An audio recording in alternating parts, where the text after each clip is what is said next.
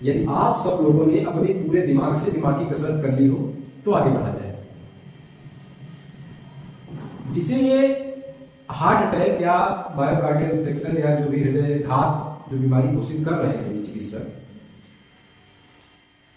लक्षणों से तो स्पष्ट हो गया कि वो नहीं है। फिर ये है क्या? चलिए एक बात मैं बताता हूं आपको। आप जो कुछ अपने रसोई घर में, किचन में पका रहे हैं, बना रहे हैं, वही तो आपके पेट में जा रहा है और वही आपके शरीर में फैला हुआ है। आप भोजन पकाने के बाद, खाने के बाद रसोई घर की साफ सफाई कर लेते हैं और वही सामान जिस शरीर के अंदर गया है, इसकी साफ सफाई के लिए आप क्या कर रहे हैं? पिछली बार आपने क्या किया था? मल त्याग, वो तो आपकी मजबूरी है। आपने अपना प्रयास कुछ किया अपनी तरफ से? जितना मिला उतना खा लिया, ठूस ठूस कर खा लिया, नहीं खाया जा रहा था जबरदस्ती खा लिया।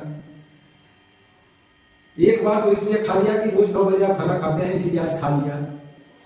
एक बार तो इसीलिए खा लिया कि भाई शाम हो गई है इसलिए खा लिया। एक बार इसलिए खा लिया कि 3 बजे कुछ खाना होता है, खा लिया। एक बार तो इसलिए खा लिया कि चाउमीन, कुलचे, चाट ये सब आपको बहुत अच्छे आते हैं इसलिए आपने खा लिया। कभी आपने शरीर के लिए खा लिया कि शरीर को आवश्यकता है कि नहीं है, उस हिसाब से खाना खाया जाए? कभी नहीं। और स्वस्थ रखना है शरीर को। सर एक बार इसलिए खा लिया कि किसी के यहाँ गए हैं, जबरदस्ती कर दिए, हाँ। उनका मान रखने के लिए खा लिए। हाँ। खाए हैं फिर उनका मान रखने के लिए खा लिए, उनको बुरा ना लगे। मान रखने के लिए खा लिया। बहुत से लोग हैं जो शादी विवाह आज में एक जहर बन रहा है, सबसे ज्यादा ग्लूटेन वाला अनाज गेहूं और सबसे गंदे तेल, नकली तेल, रिफाइंड तेल में उसकी कचौड़ी बना दी गई और शादी ब्याह, रामायण कथा, पूजा, बर्थडे सब में वो चल रही है। और जो थोड़े से सामाजिक लोग हैं वो अल्पायु में मर जा रहे हैं।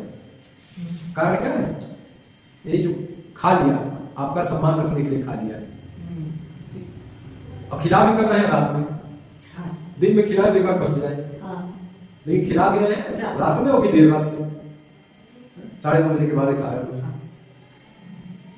तो ये कचरा जो शरीर में जा रहा है, ये कचरा जगह जगह जितनी शरीर की पाइप्स हैं, पाइपलाइन है शरीर के अंदर ना, सीवर लाइन है, सब जितनी भी रक्त की नलिकाएं हैं, इस सब में जाके पूरी गंदगी फैलाए गए।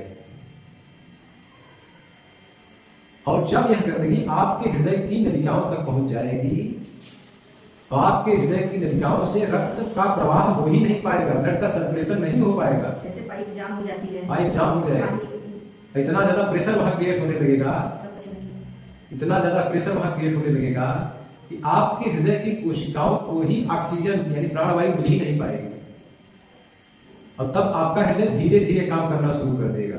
जो इन सब केस में हो रहा है कि पल्स गिरती चली जा रही है, हाँ।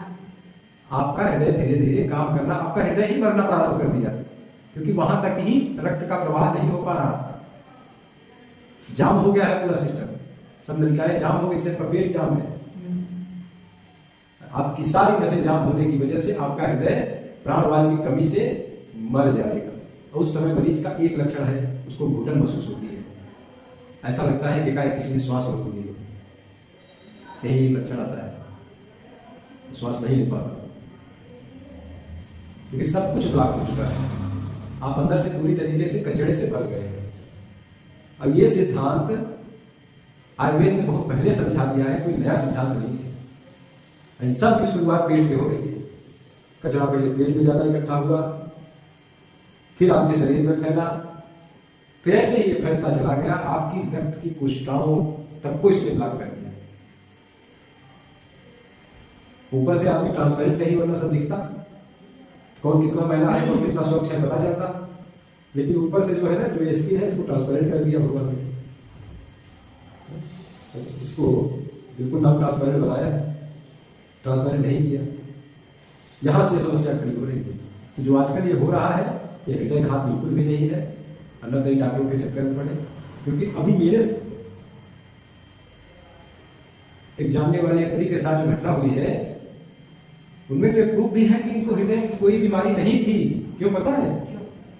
क्योंकि उनका एक छोटा सा ऑपरेशन होना था पैर का, ठीक है, एक छोटा सा पैर का ऑपरेशन होने वाला था और वो ऑपरेशन नहीं कराए, प्लास्टर लगवा लिए या क्या कैसे किया, ठीक। बाद में जो सूजन कम हुई, कुछ नीलिंग वगैरह हुई उनकी, लेकिन उनकी ऑपरेशन की तैयारी में ईसीजी हुई थी हाँ। अब ईसीजी ने प्रमाणित किया था, खून की जांचों ने प्रमाणित किया था कि इनको कोई हृदय रोग नहीं है। उसके बाद ये घटना हुई है, अब सेम ऐसे हुई है और पूर्व में कोई लक्षण नहीं था। सर रिपोर्ट सही है? कुछ भी नहीं सही है। पूरी की पूरी एलोपैथी चिकित्सा विज्ञान, इससे जुड़ा ज्ञान सब कुछ गड़बड़ है। मैंने कहा ना कि आधुनिक चिकित्सा विज्ञान ने इतनी तरक्की कर ली कि अब हर घर में रोगी है, पूरे घर के घर रोगी है, इतनी तरक्की कर चुका है। और ज्यादा दिन नहीं लगा है इतनी तरक्की करने में इसको, 50 से 60 साल, कई अरब साल की मानवता को 50 से 60 साल में ही इसने दिमाग बना दिया। ये विज्ञान नहीं है, अज्ञान है। और जब तक नहीं समझ में आएगा आपके, तब तक आप उलझे रहेंगे। गलत तरीके का ज्ञान जो कि व्यवहारिक रूप से आपको संसार में न मिले, वो भी अज्ञान का पोषक होता है।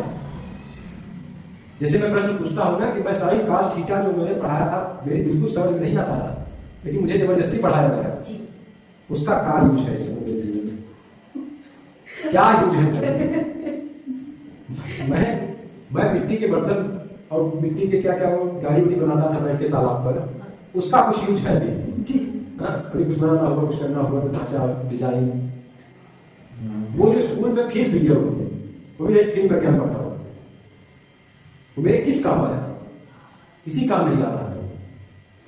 इसी तरीके से जो आज का आधुनिक अज्ञान है, इसको विज्ञान कहते हैं लोग, ये आज का आधुनिक अज्ञान है।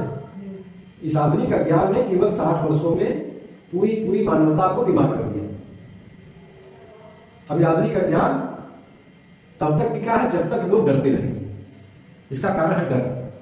लोगों में ना बहुत भय आ गया, लोग समझ रहे हैं कि मर जाएंगे तो खत्म हो जाएगा सब। ऐसा नहीं है, आप निरंतर है, अनादि है, अनंत है। मृत्यु के साथ कुछ भी समाप्त नहीं होता। मृत्यु कोई दुख की वस्तु नहीं है। मृत्यु तो सत्य है ना, और सत्य कभी दुख का कारण होता है?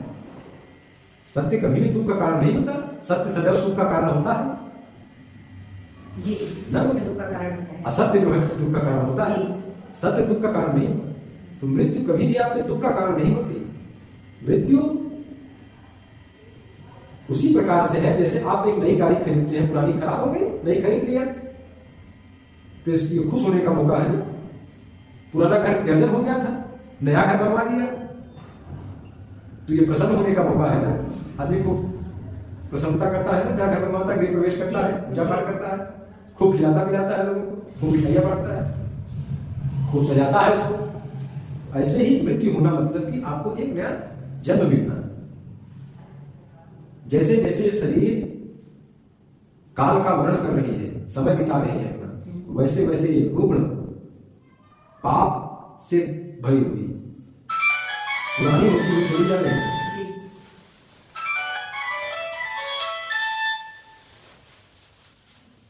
इस शरीर को नया शरीर मिल जाना ये कोई खराब बात नहीं है। मृत्यु कोई खराब चीज नहीं है, ठीक है। अब इस भाग में ये तो समझ में आया कि बीमारी का कारण क्या है, ठीक। अब कुछ तरीके हैं जिन तरीकों को अपनाकर इस बीमारी से पूर्णतया बचा जा सकता है, जो हमें आयुर्वेद ही सिखाता है। उनके बारे में मैं अगले भाग में बताऊंगा।